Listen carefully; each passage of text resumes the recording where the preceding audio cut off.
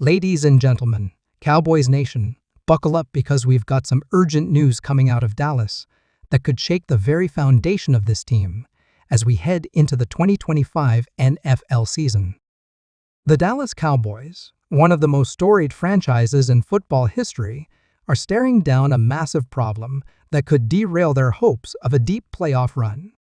We're talking about the defensive tackle position, a unit that's looking thinner than a sheet of paper and more uncertain than a weather forecast in Texas. This isn't just a concern, it's a full-blown crisis, and we're diving deep into why this could spell disaster for America's team. So grab your star-emblazoned gear, settle in, and let's break down this breaking news with all the intensity of a fourth-quarter goal line stand. The alarm bells started ringing when Nick Harris of the Fort Worth Star-Telegram dropped a bombshell in his recent analysis of the Cowboys roster. He projected that the team will likely carry 5 defensive tackles on their final 53-man roster when the season kicks off. Sounds reasonable, right? But here's the kicker. One of those 5 might not even be on the roster right now. Let that sink in for a moment. The Cowboys, a team with Super Bowl aspirations, are potentially banking on a player who isn't even in the building to solidify a position that's critical to their defensive success. That's not just a red flag. It's a flashing neon sign screaming, "We've got a problem." This revelation tells us everything we need to know about the state of the defensive tackle room. It's thin, it's unproven, and it's nowhere near ready to compete at the level this team needs. Let's paint the picture for you. The Cowboys' defensive line has been a sore spot for years, particularly when it comes to stopping the run. Last season, opponents gashed Dallas on the ground, exploiting a weak interior that couldn't hold up against physical offensive lines. You'd think that after a year of watching running backs waltz through gaping holes, the front office would made it a priority to bolster this group. But as we stand here in mid-July 2025, with training camp just around the corner, the defensive tackle room is looking eerily similar to last year's underwhelming unit. It's like DJ Vu, but without the warm fuzzies. The Cowboys are rolling the dice, hoping for a miracle, and that's not the kind of strategy you want when you're trying to dethrone the likes of the Philadelphia Eagles or the San Francisco 49ers in the NFC. So, who's in this defensive tackle room right now? Let's run through the names.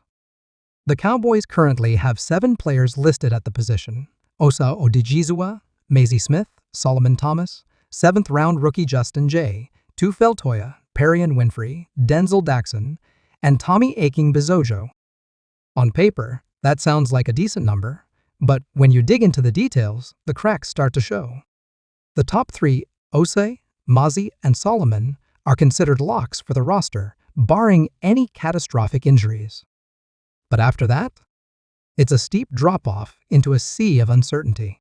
The remaining 4 players, Feltoya, Winfrey, Daxon, and Aking-Bizojo, have combined for a grand total of 13 defensive snaps since the start of the 2023 season. Yes, you heard that right. 13 snaps. That's not a stat line. That's a cry for help. Let's start with the locks. Osa Odigizua is a fan favorite, and for good reason.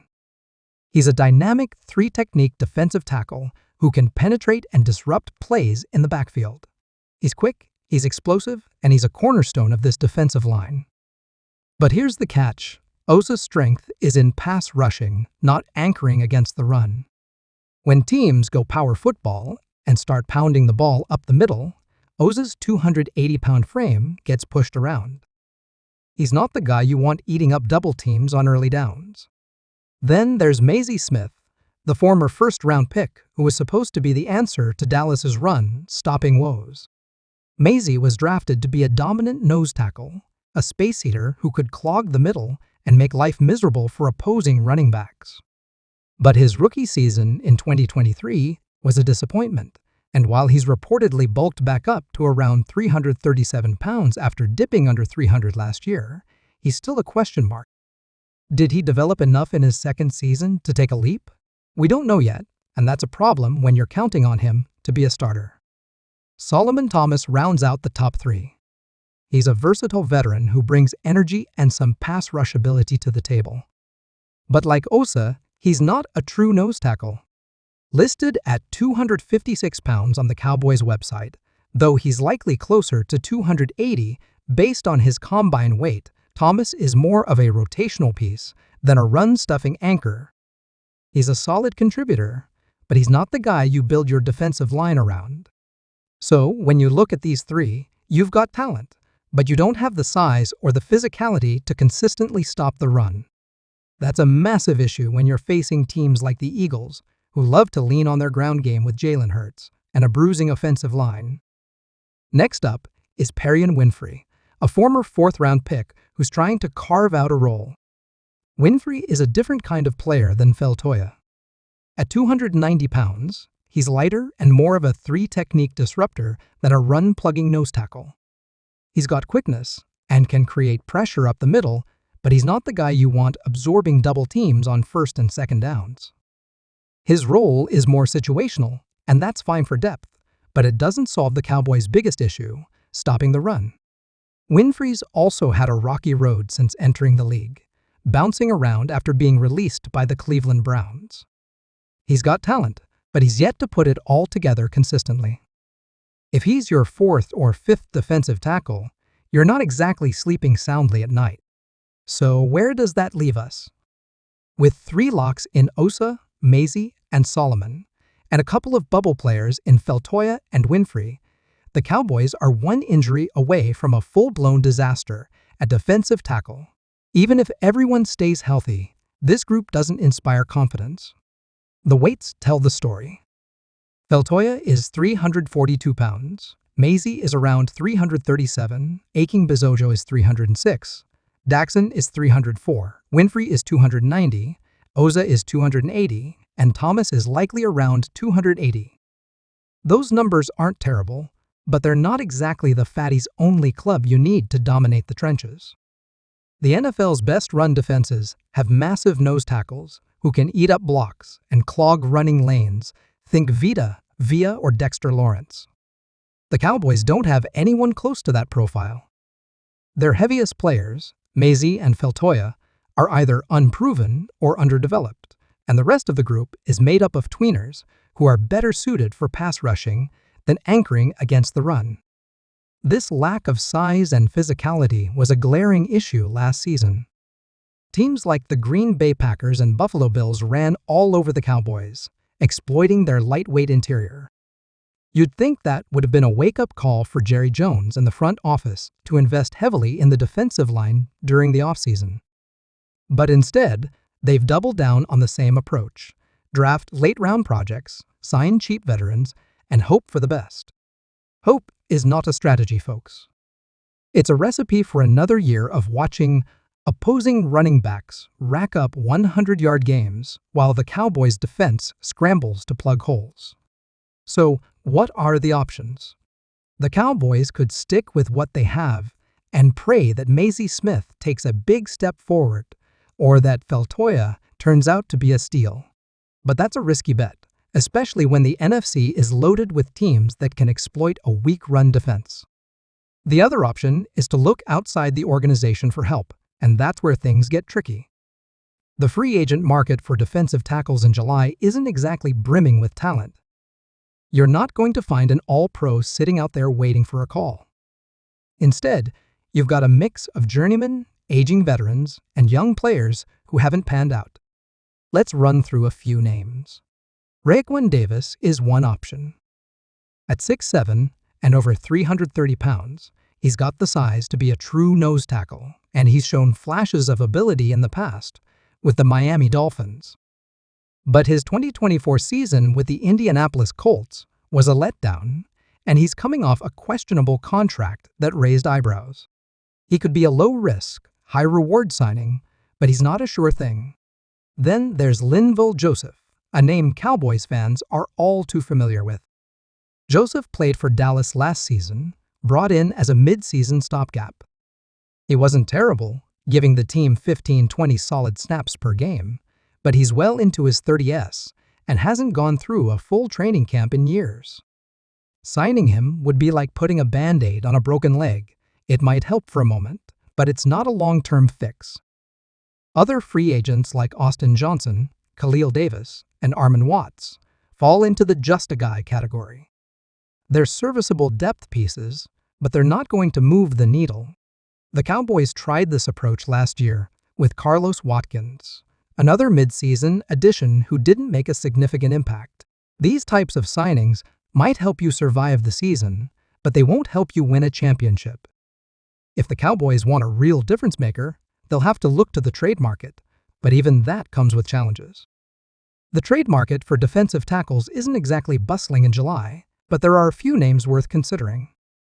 Gervon Dexter and Andrew Billings in Chicago could be intriguing, but the Bears are unlikely to part with either unless they're blown away by an offer.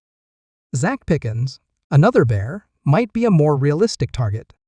He's a former third-round pick who could be the odd man out on Chicago's deep defensive line. He's got the size and athleticism to make an impact, but he hasn't put it all together yet. Then there's Bravion Roy, a big body who hasn't lived up to his draft stock, but could be a low-cost option.